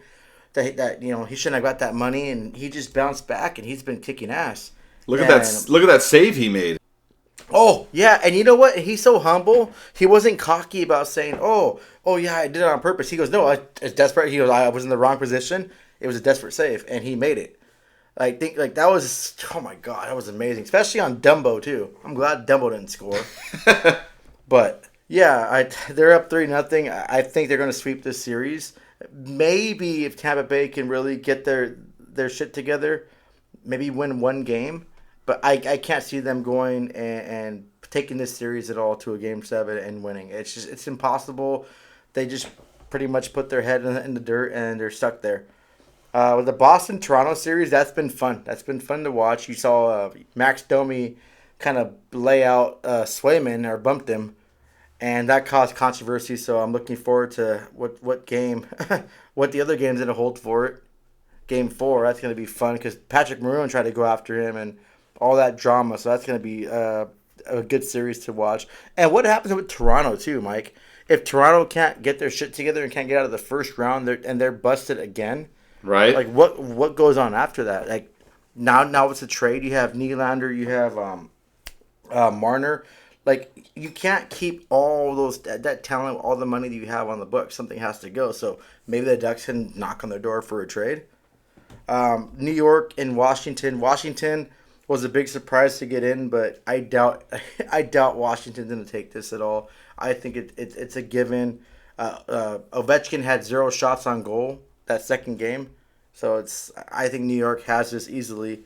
And then Carolina and New York Islanders. It's good what they did, and Patrick Wall got them in the playoffs. Patrick Wall started Varlamov for 2 games. So that was kind of crazy how he started off Varlamov, not Sorokin. Because Sorokin was supposed to be their number 1 goalie. They started him game 3, but guess what? They pulled him, and now Varlamov's back in net, and it looks like Carolina will take this game too. So the East has been a little bit more interesting than the West, but it's still fun hockey. It's still fun to put random games on and watch them. And once I get better and I'm not fighting a cold and fighting this crap I have or flu, then I'm looking forward to going to bars and watching some hockey games. Yeah, it's definitely been fun. I love this time of year. I love April and May with all the playoff hockey, and I'm really curious to see how it pans out. And yeah, like you mentioned, Toronto. Oh, holy crap, man! Yeah. So who's your team for the East? If you had to pick a team that you want to win the Cup in the East, who would it be? I would like Carolina, man. I like obviously Freddie's over there. I like Teravainen. I like the energy over there. I would like to see them do it. If I had to pick just one team, that's who I'd pick, Eddie. See, I would have picked the Islanders, but I knew for a fact they weren't going to go. And I'm picking the Islanders for one reason, Mike, and you can guess that reason. Patrick Wall. Yeah, of course. Yeah, if you guys know me, it's Teemu Selanne and Patrick Wall are my idols growing up. So I that's why I would pick that. But I think I'd probably shoot for Florida. I like Matthew Tkachuk. I like Florida. I don't know. I like that they almost got there, and I wouldn't mind them winning the cup. That'd be a pretty good thing for me. Or even Boston. I think Boston, them throwing up the cup, that'd be fun for me. But in the East, I'm going for Florida, and in the West, I'm going for Colorado. Yeah, I'm with you. Florida made it too. They got close last time. So yeah, I mean, I would be happy with them making it as well. So yeah, good stuff, man. A lot of fun games going on right now. So if you're not tuning in, tune in. It's been great watching it. Now, the other controversy that came up at the end of the season, which I mean, there was talks about this all year, I guess, and then it finally happened. But the Arizona Coyotes are no more. They're actually going to be Team Utah, I guess. We don't really know what the name is. They've kind of put some copyrights out there, but we have no idea what's going to happen. But kind of a sad thing. We talked about the social media accounts. Arizona Coyotes was one of the ones that would do a lot of stuff on there, and they were posting stuff about how they were going to stay in Arizona, and they even posted a thing that looked like almost like the OC vibe kind of thing in Phoenix, and then it didn't work out, and now the team's dissolved. But it's kind of a weird situation because they're having a new team in Utah that's not going to carry on the Arizona stuff, and then Arizona has a 5-year window, the owner, to bring back the Coyotes. So it's just bizarre to me. The Coyotes fans going nuts, chanting Salt Lake City sucks towards the end of the season. You've got now the Coyote players in Utah, and they're being cheered like they're heroes. I don't know, Eddie. This is just a bizarre situation. What do you think about the Coyotes and, now changing to Utah and maybe the Coyotes come back? I mean, this is just bananas to me. Yeah, I'll say this. My first F-bomb for the show, but I think it's fucked up for the fans. Right. And it's fucked up for hockey. Like this unorganized thing you did, and now you have to last minute transfer a team to Utah. It's just so crazy. I don't know what's going on over there. I listened to a podcast. I listened to a lot of things. It's like the blame is everywhere. Like they're blaming the owner. They're blaming It's just crazy how it's going. I think Glendale was a great place. I went to one game in Glendale, and the whole atmosphere, the fans that I interacted with were really cool. All the bars and everything was great. So I don't know what the hell happened to Arizona and why they're subjected to this, now just losing their team and their fans. Like, man, people joke around, oh yeah, Arizona with all their 10 fans. No, they have a good fan base. Like, it sucks to lose a sports team. Like, these people probably have kids and they grew up because their family was showing them hockey. Gauthier, our cutter, he grew up in Arizona. I'm sure that had a lasting impact on him playing hockey. Austin Matthews, Arizona. It's just like you're taking away someone's professional sports team. And you know what? It might not be that for somebody, but professional sports is important. Like, there's times where I have shit days for my job, and I feel like crap, and I hate my life sometimes, and I just throw on a Ducks game or watch hockey or watch, especially watch Ducks and going to the games, and it makes me feel good. It just makes me forget about, whatever was going on in my life that time, and now Arizona, their fans don't have that anymore because a missed thing from the league and the team. It's something that shouldn't have happened in professional sports. Something should have been done with. It seems like they just waited to the last minute and just kind of threw their cards all in one or your eggs in one basket, and now you get this. It sucks that I'm reading things on social media about the Arizona fans and how sad they are, videos, the signs they make, and you know what? If there's some Arizona fans that do listen to this podcast, or you're like a dual fan like I am, I feel for you, and I apologize, and I'm sorry that you're going through this. You guys deserve better. You guys hopefully it works out. Hopefully you get your team back. But now it throws this whole wrench in a different situation, Mike. You're bringing Utah that wants a brand new, fresh start team. So no records from the Arizona Coyotes will transfer there. So what happens when Arizona gets their awarded land? They built the stadium. They built the whole quote-unquote OC vibe in that area. So what? Now Utah, after 5 years, will lose their team, and they'll come back to Arizona, and they'll have to get a new expansion team. What sense does that make at all? That just sounds like a big cluster F. It's so dumb that the league couldn't figure this crap out before, and now they just kind of like all the fans that helped Arizona stay there, helped the revenue for the team, the devoted fans that were there are just being, hey, you know what? F you. Just, you have Utah now. You can cheer for them. It's time for a whole restructure of the management in the National Hockey League on the higher ups, because right now that's a huge failure. It's an embarrassment. And if I'm every other major sport, I'm every major fan in other major sports, I'm seeing what's happening in hockey. I would never want to be a fan looking at the shit show that's going on in hockey. It's just disgusting, Mike.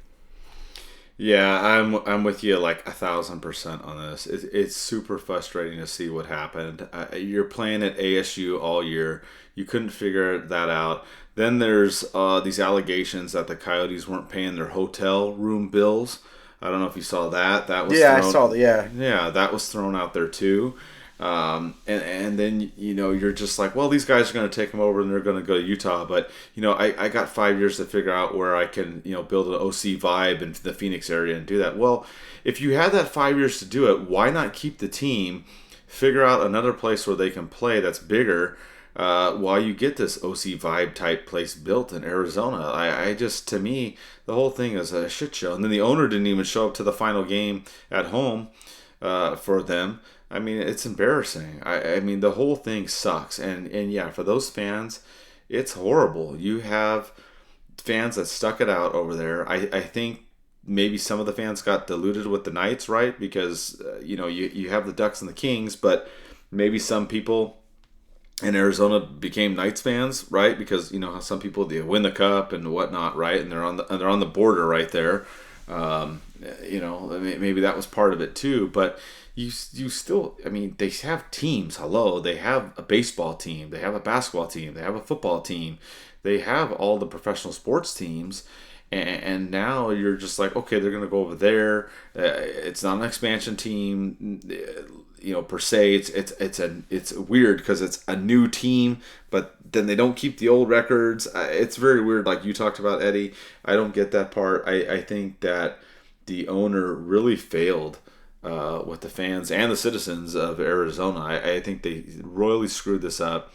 I think he should have stuck with it, maybe found another location to temporary play for a year or two until they got this newer plan or this newer arena to be built. The fact that he's got 5 years to reactivate the team, I've never even heard of that before. That's like news to me. I'm like, reactivate the Coyotes? Like, I don't understand that. I just feel for them. It's like a similar situation that the Jets went through, right? They lost the team, though that was different because like you lose a team, gain a team, and they kept the records, which that doesn't make sense to me. That whole thing with teams leaving a place and going somewhere else, I don't believe necessarily in that. I think if a team goes from one place to another, then it's just a new record. I don't know. That's just kind of the way I look at it. I think it's very weird when you've got two organizations and the same. I don't know. That's just a whole weird dynamic to me. But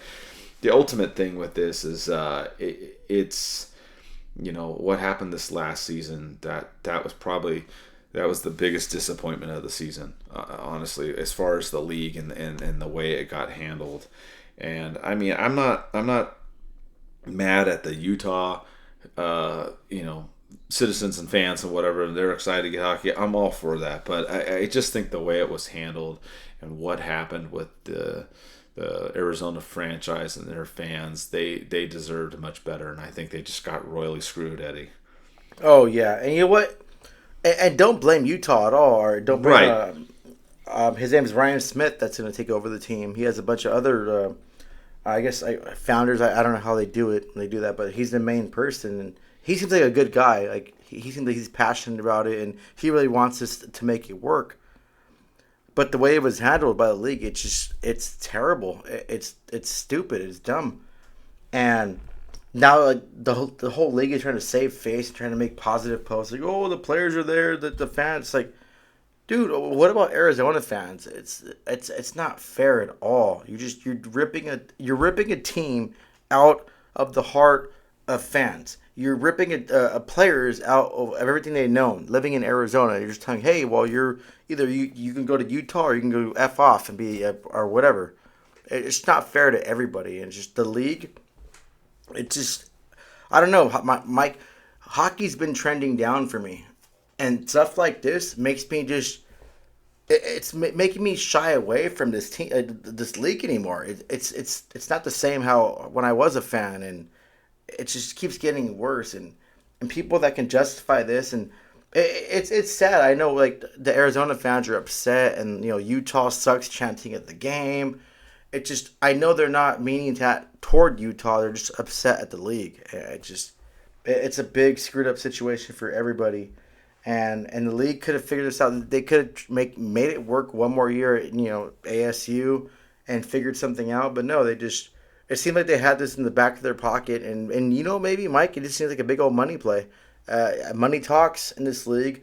We already know the whole bullshit of the whole rigged drafts. You can go back and there's so much proof right there that tells you these drafts are rigged.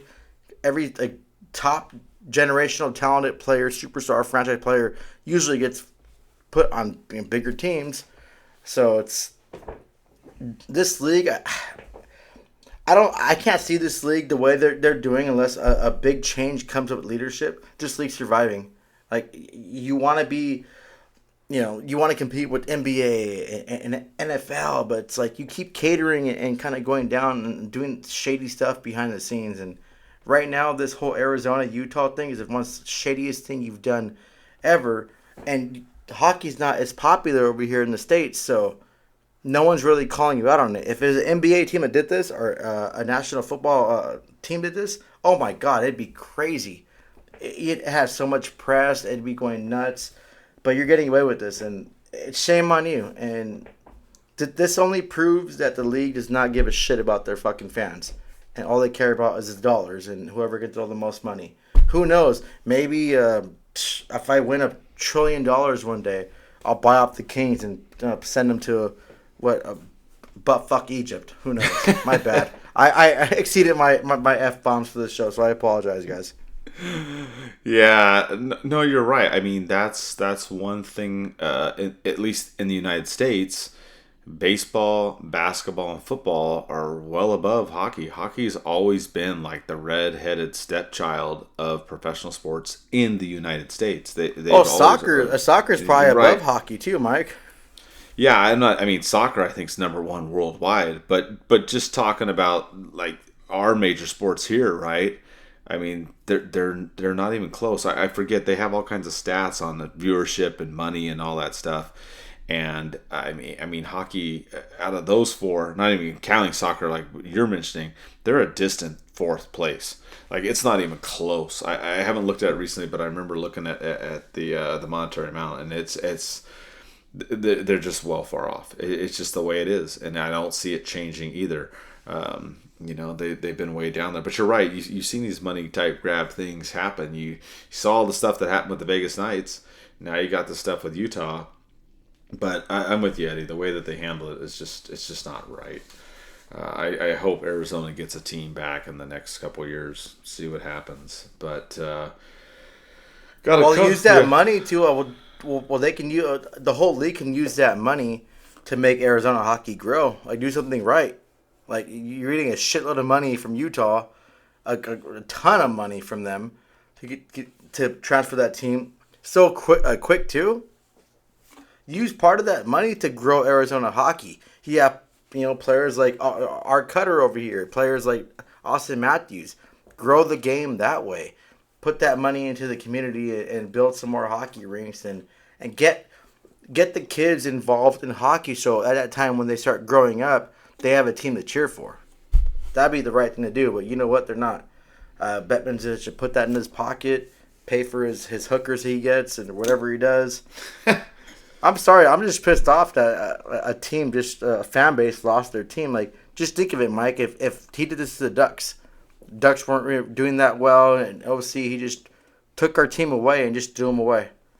Like, that's not fair. So I really feel for the fans, and yeah, I'm sure we'll put a statement out too, Mike, on Ducks and Pucks, just giving the whole love to the Arizona fans, and if they want to just kind of jump on a Ducks bandwagon, a losing team, and they're more than welcome to follow us and go from there, and maybe we can find someone that does a podcast that for the Coyotes and bring them on our show a few times, and they can talk about some good memories that they have with the Coyotes. Yeah, I mean that is a tough thing. You brought up the whole thing that what if the Ducks got moved? I mean, dude, I think I would lose my mind. I think I would just be done. I don't know if I could watch hockey anymore. I mean, I don't know what those Arizona fans are thinking, because, like I said, this whole caveat of the owner has a 5-year window, and they could bring him back, and blah blah blah blah blah. I mean, that's just horrible. And if they did that with the Ducks, say they took the Ducks and they moved them to Quebec, right? Because they lost the Nordiques, right? Or they became the new Atlanta team again, or whatever. I think I would be done. I really don't know. I don't know how I would react to that. I mean, it happened with my Rams. The Rams, when I grew up, the Rams played at Angel Stadium, and they ripped them away in the mid '90s and sent them to St. Louis. And I still rooted for them because they were still my team, and they were still the Rams, right? They were St. Louis Rams, obviously, instead of LA Rams. So that, I think that was a little bit different. But if they, for some reason, they say they took the Ducks and they renamed them a new team in a new city, I don't know. I don't know. That'd be tough. If they kept them the same name, maybe. I don't know. That would be a hard one. I did stick with my Rams, and then obviously the Rams came back, which was great, and it worked out. I've always been a Rams fan through and through, when they were in LA, and then Anaheim, and then St. Louis, and now Inglewood, right? So I stuck with them, but they also kept the team name, they kept the team logo, they kept the uniforms and all that kind of stuff. So, you're taking this team, making a new team for Arizona, so that they're really getting screwed. And if they did that with the Ducks and they completely changed the name and did all this stuff, I don't know. I don't know. I'd probably say goodbye to the NHL if that's the way it went down, Eddie. Yeah, KHL, we can go watch them. You know what, Mike? Goals. We're really no, I know, right? We're real fortunate though. We live in California, so we can go to the stadium and destroy it and protest and call it. Or no, we can riot and call it a protest. So peaceful. This is California. Peaceful protest. Peaceful protest. Yeah, but see, that's what I was thinking too with Arizona. Like, I thought about that. Like, what if the Ducks had to do that? Like, what if they just got ripped from us? And some of these people, that's their heart and soul. Yes. Like this team, like, and I know, like, it might sound crazy, but you don't know what people go through in life. Like, there's times in my life that I went through and I didn't want to fucking live. I wanted to just whatever. But hockey brought me back to that reality. Like, hey, relax, be calm, and watch a game, or go to a game and forget about it. Like my life's not easy. I had to go through a lot of crap, just like everyone else does. Like, and I just felt bad that abruptly their team was ripped out of their hearts. And I seen a video too. There's some little girl, I think she was like 3 or 4 years old, and she was an Arizona fan cheering for their team. And it's like, the mom posted the video. It's like, I felt bad for that kid. Like, dude, that sucks. Like, now she doesn't have a team to root for. And I really hope, oh man, I hope that, I just wish that all their fans, I wish them all the best of luck. And you guys are welcome to either be a Ducks fan, or you guys can listen to the show and watch some games with us, or if you want to shoot the shit, I wouldn't even mind, Mike, if we could just bring in different Arizona fans and just talk about their experience in Arizona to keep the Arizona Coyotes memories alive. That'd be fun too. Yeah, exactly. I'm with you too. We can hit them up as well, and if they want to come on and talk or join or whatnot, they want to come right with us and whatnot. I'm all ears. So I definitely throw that out there to anybody that is an Arizona, fan. I know we have Adam Tenenbaum that's with us. That's a big Coyote fan. So anybody else that wants to join, we'll all have at it. So, just a sad situation all the way around. Well, you know what? Yeah. Too, I had my best memory to my first game at Arizona. I met a few of the players too. I want to say his name, Kroos. I'm saying it wrong. I met him. A few players. I was hoping to meet Shane Doan. Hoping to meet him. But yeah, I had a great time at the game when I went. So I want to thank all the fans too. That when I went to that game, it was awesome. So hopefully things will get figured out. And those jerseys, the Kachina jerseys, Mike, they gave the fans what they wanted. So maybe the Ducks could kind of take notes on that. I'm curious to see what the whole new Utah thing is gonna be, and I'll probably fly over there to catch a game. I've never been to Utah, and definitely won't cheer for them. I'll cheer for the Ducks, or if the Kings play them, I'll cheer for the Kings. That's how much I support Arizona. I'll cheer for the Kings. Yeah, it's funny you mentioned those jerseys too. Kind of wrapping up the show here. We had our buddy the Mighty at Jerseys. I guess he found some stuff on the Fanatics website. It looks like the Ducks aren't changing their jerseys next year. It looks like they're just doing the same thing.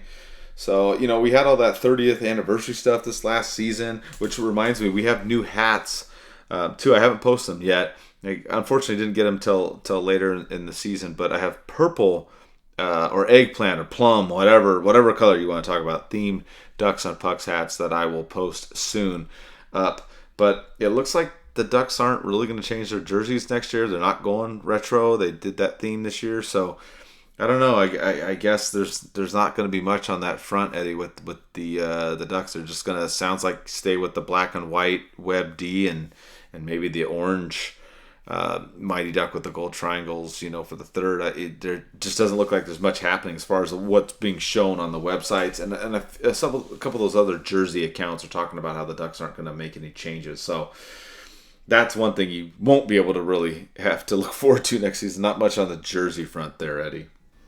Yeah, but we have good news though, Mike, because I have a supplier that can actually make the jersey we want. And you did make one. That's why I was leaving that for you to dive into that. Well, the whole thing too, Fanatics is making 4 jerseys now. So they're going to make their Fanatics jerseys. They're going to, no, actually 3. Fanatics jerseys that they have right now, which are terrible. They'll make the Adidas, what they call authentic, which they're being sued right now because Adidas called them authentic, but they're not the ones the players make. So those will be the new replicas, not replicas. They'll be the same quality you have for the Adidas authentic, but they're making a third jersey that's going to be more expensive. I think it's like $400 something. But those jerseys are going to be made in Canada, not Indonesia. And they're going to be like the exact ones the players make.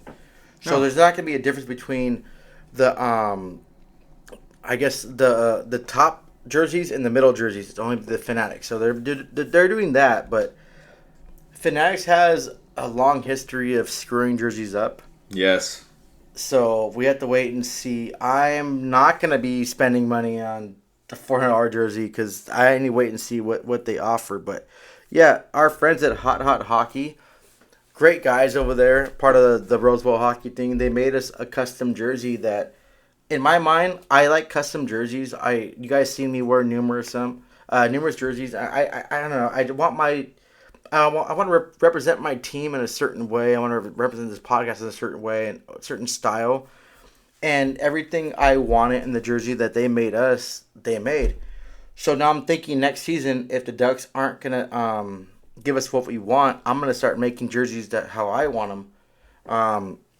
I got to look into copyright stuff like that, but I think it's time, or if they're not going to do it, then we'll do it. And there's always loopholes, Mike. The whole loophole thing, like it's the Vegas Golden Knights. We can make the jerseys that I want to make with the old Ducks logo with the colors, and change the verbiage and change the font.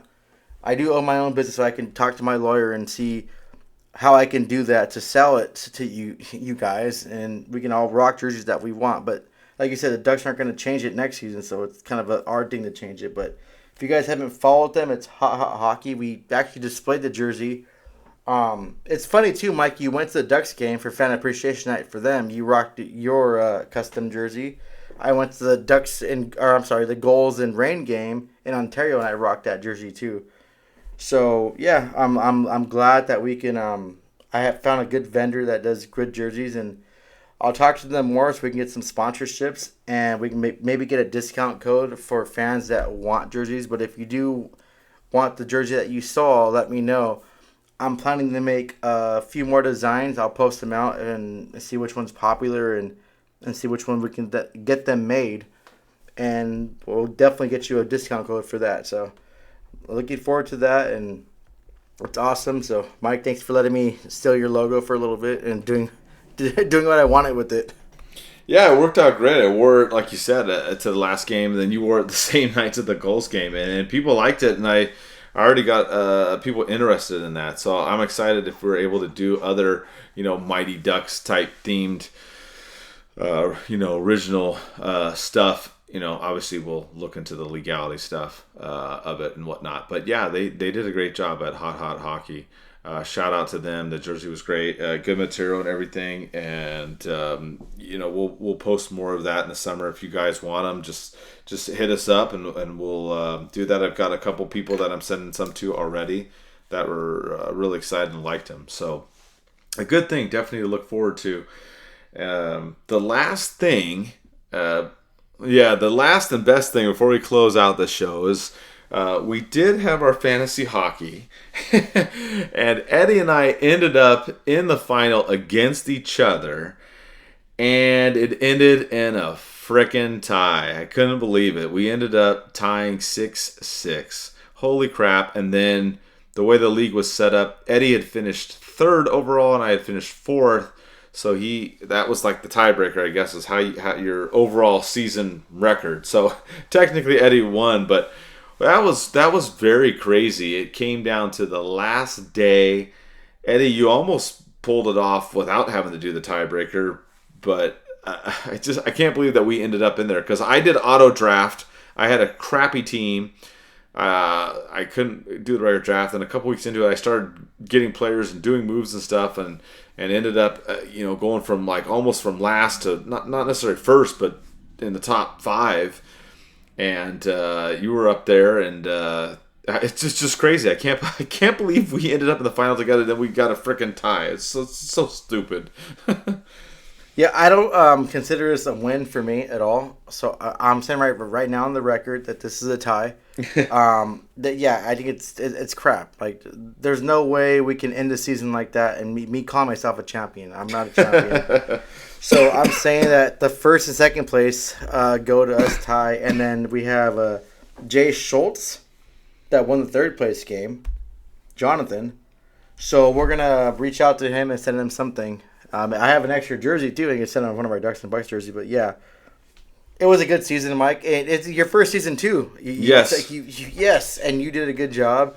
Even though you auto drafted, but you made some good moves. You had a Brady Tkachuk, which helped you immensely. Yes. In all the categories, and hopefully Ducks can trade for him. That'd be cool. Zegras for Brady Tkachuk. Straight up, that'd be done. So next season, what I'm gonna do is the same thing. Non-paid league, and first a prize will go for first, second, and third. And then also I'm gonna do a paid league. So we're gonna do a kind of a Venmo or PayPal, whatever. I'll try to figure out the whole denomination for next season. So if you want to be in a paid league with us, you can do it. I'll figure out the winners and how much we'll get, and we'll go whole logistics. We'll do that too. So there'll be 2 DucksNPucks fantasy hockey teams next season. Mike will be part of both of them. He has no choice. I just volunteered him right now before I even asked him if he could volunteer. Oh, I'll be in it. That'll be really fun to do. So hopefully, I'm the reigning champ. But you know what, Mike? So we had a thing going. So first place gets a prize, second place gets a prize, and third place gets a prize. So I guess we have to send each other prizes since we're one and or no, we're both one. 1A and 1B. Yeah, I'll take that. I'll take that. You know what you should do, Mike? Make it fair. Yeah. We should have Jay Schultz won in third place. Duck Goose, which was number 1 in the league. We should send him something too. Yeah, I'm down with that. Yeah, so they can be 2 and 3, and then you and I are 1 and 1. Yeah. Yeah, I'm down with that for sure. Cool. So I will email them. I'll probably do it next week so I can focus on my flu and not die. But yeah, we'll go ahead and do that. Sounds good, man. Yeah, I'm looking forward to that next year. It was fun this year. Well, that'll do it. Well, man, monster show, almost 2 hours. I knew we were going to go a lot. We had a lot to talk about with the Ducks and the playoffs and all the stuff going on. And this will wrap it up for the 2023-24 season. We'll obviously do some shows in the summer with the draft coming up and the free agency and whatnot and everything. I just want to thank everybody for listening. It's our 10th year covering the Ducks. Kind of crazy. So I appreciate everybody, following along on social media and the articles that Eddie and I and Thomas and other guys write, the podcast as well. I mean, all that stuff. It's been an amazing, crazy ride for 10 years, and I'm glad that I get to share a lot of it with you, Eddie, in the last 7 or 8 years. Oh yeah, same here, Mike. I still remember like when you first asked me to be part of the show. I was nervous and I was just like, whoa, but you always been a good friend to me, and you and I like we had a lot in common. Instantly hit it off. Is really good friends. Like I consider you my brother, so I want to thank you for the opportunity. I want to thank everyone for listening, all the followers I've gotten, all the DMs, and just this opportunity. And I love talking hockey. I love just kind of being myself and letting loose and just like forgetting reality like for a little bit and just kind of expressing my passion to everybody. So I'm looking forward to another season with you guys, and thank you again. And yeah, and I'll leave it to you to say the very last line of the podcast. Yeah, we'll wrap it up. Like I said, we'll have some stuff in the summer on the draft and free agency, and let's go Ducks.